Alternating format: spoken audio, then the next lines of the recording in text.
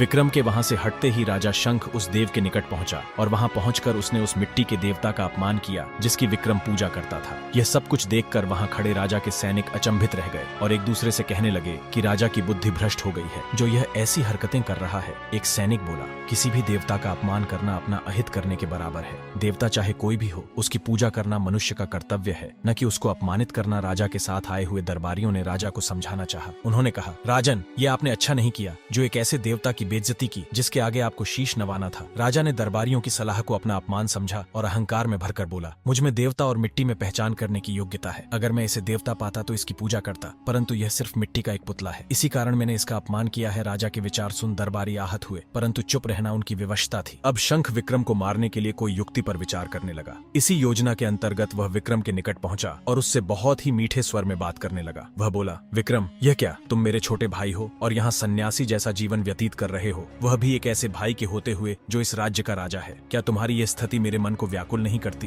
क्या मैं इस लायक भी नहीं हूँ जो तुम मेरे साथ महल में चलकर रहो? तुम्हारे साथ रहने से मेरी शक्ति, आत्मविश्वास में वृद्धि होगी। क्या तुम ये सब नहीं जानते?